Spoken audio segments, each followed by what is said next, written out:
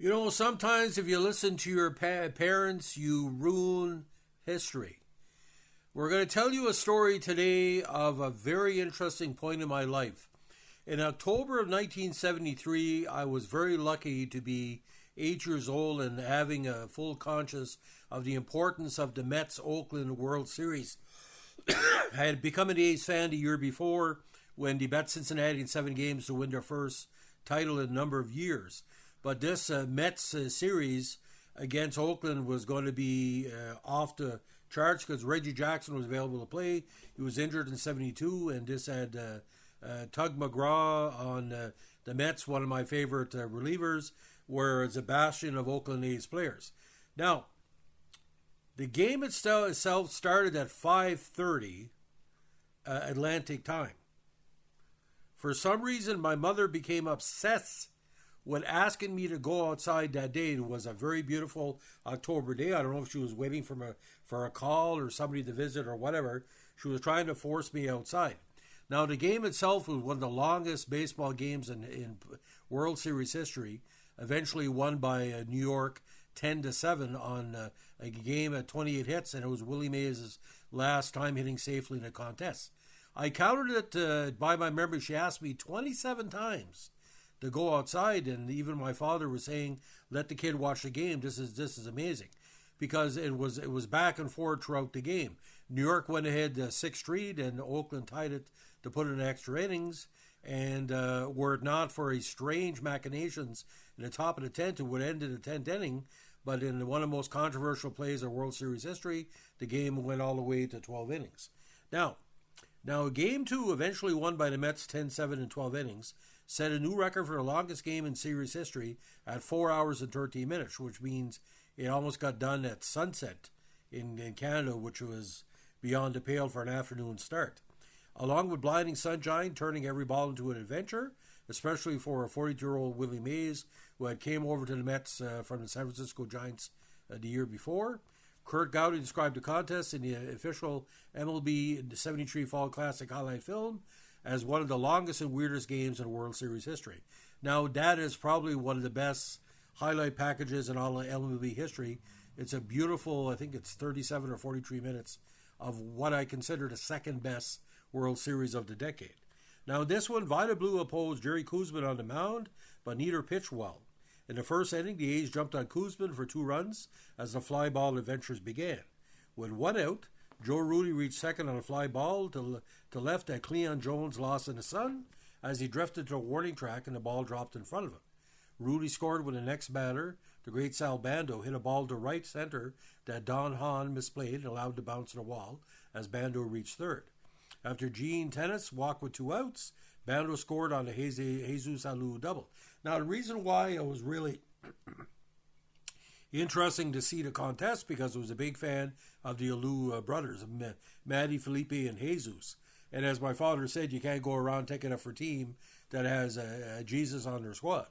Now, the A's scored again in a second of Joe Rudi's single, bringing forward the ubiquitous Bert Caminers, who had triple. The Mets then got home runs from Cleon Jones and Wayne Garrett in the second and third innings, respectively, to make it 3-2. Now, the A's were still up 3-2 going into 6 when things got even more strange. With 1 out and 2 on, Horacio Pena relieved Blue and promptly hit Jerry Grody with his first pitch, loading the bases. Don Hahn then drove home Cleon Jones with an infield hit, and Bud Harrelson followed with an RBI single to put the Mets ahead 4-3. Jim Beauchamp then pinch hit for reliever Harry Parker and then a comebacker to the mound. Now, Darrell Knowles, who had pitched 7 games in the last World Series and who had relieved Pena, fielded the ball but lost his balance, hurrying to throw home and threw wildly past Ray Fosse on the attempted force play. 2 more Mets runs scored for a 6-3 lead. Now, Reggie Jackson got it closer for the A's with an RBI double in the 7th to make it 6-4. In the 9th, half bat will travel Darren Johnson, batting for Blue Moon Odom, lifted a fly ball to center field that Willie Mays lost to the sun and fell down while chasing. Johnson eventually reached second with a double. Alan Lewis, the speedster, pinch ran and scored a single by Jackson after Bando walked. Gene Tennis then singled in Bando to tie it. Now, this is where it got completely freaky, and you can see in the MLB, recap video. The Mets had threatened the 10th when Harrelson led off with a single. Tug McGraw had bunted for a sacrifice and Rolly Fingers threw to second, but Harrelson ran with the pitch and was safe. McGraw was eventually retired on a relay to first. Harrelson eventually went to third when Garrett bounced a high grounder to Tennis at first and reached when Tennis's throw pulled Fingers off the bag.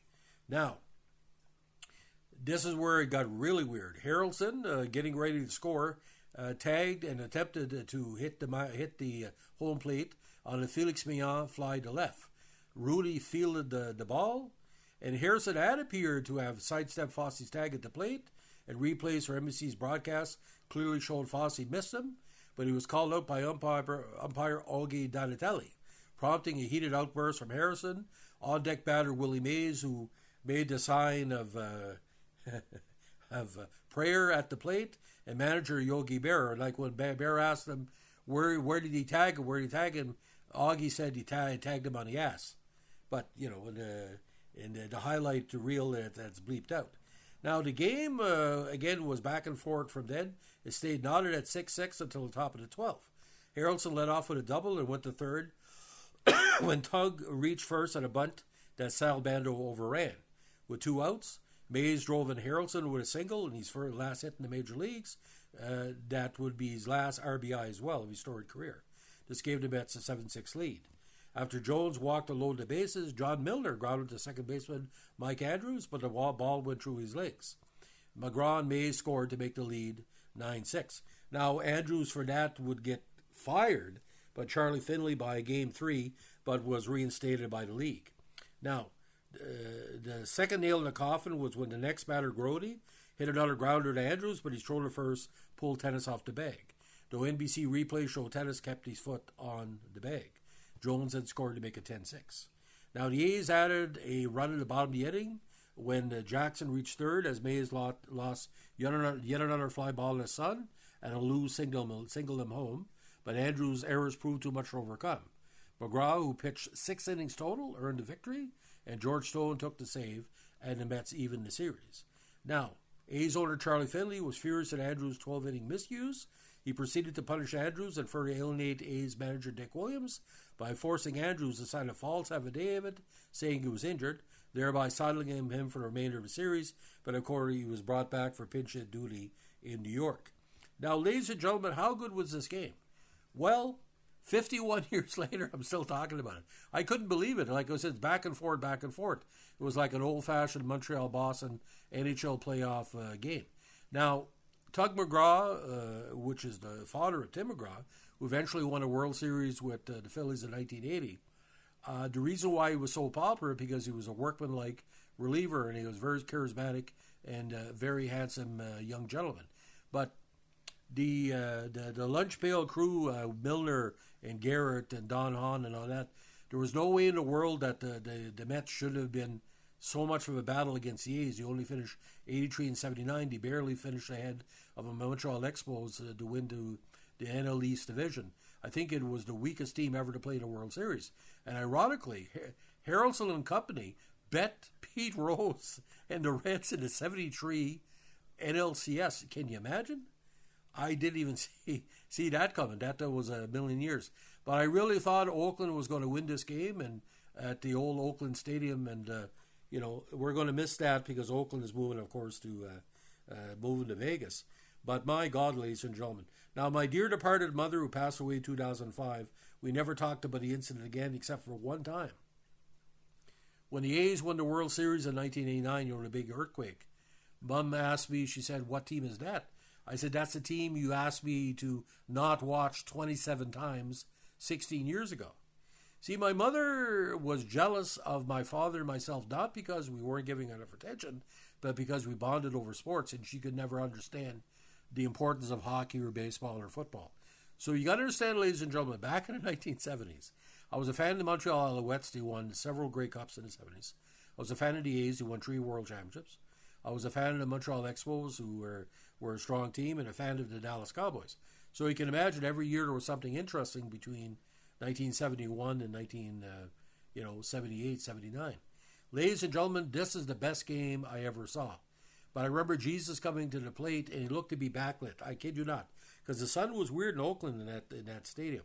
So if you have any members of Game 2 of 73, and the card of the game is Willie Mays on the front, 1974 tops, like they used to do playoff and World Series cards. I got them from my good friend Jean Bertin, but it was a co-worker in the Hamilton Tribune. I bought the card some, 25 years after it came out, give or take. Ladies and gentlemen, that is my favorite game. I can watch that 4,000 times a day and not get bored. It's drama. And just like the way it was lit, it was like a summer game. It's October, sure, but I mean, Oakland in October, like it was like a summer motif.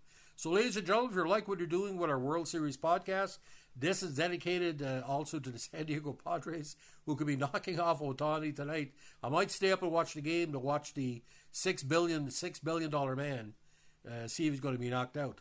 And the Yankees up against it too, so it's getting kind of freaky. So, ladies and gentlemen, thanks for listening. If you like what we're doing, give us a like, comment, subscribe, or share.